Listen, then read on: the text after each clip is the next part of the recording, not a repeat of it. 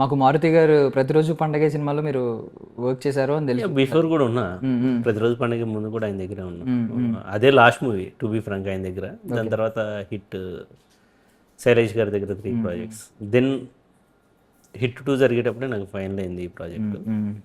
Saindhav complete అయిన తర్వాత start చేసాం. ఎప్పుడు సార్ ఎప్పుడు స్టార్ట్ అయిందండి మీ జర్నీ? అంటే ఇంటి దగ్గర పెట్టి సర్దుకుని వచ్చేస్తారు కదా బ్రీఫ్ కేసు, అలా ఎప్పుడు? అది 10 years బ్యాక్ అండి. ఇంటి దగ్గర కాదు, ఇక్కడ హైదరాబాద్లోనే. ఇక్కడే MBA కంప్లీట్ చేసి ఇక్కడే బ్యాంక్లో మేనేజర్గా చేస్తున్నా. ఆల్ ఆఫ్ సడన్ ఈ సినిమాలు ఇంక నా వల్ల కాదురా ఈ జాబ్లో అని చెప్పేసి అన్నీ పక్కన పడేసి ఇంట్లో కూడా చెప్పకుండా ఇండస్ట్రీకి వచ్చేసారు. 9 years బ్యాక్ అంటే బ్యాంక్ మేనేజర్కి చాలా డిమాండ్ కదా సార్. 10 years బ్యాక్ ఇప్పుడైతే బ్రాంచ్ మేనేజర్, బ్రాంచ్ హెడ్, వాడెవర్. బట్ థింగ్ ఏంటంటే సినిమా పిచ్చి ఉంటే ఏదున్నా ఏం చేయలేం కదా. ఏ బ్యాంక్ సార్?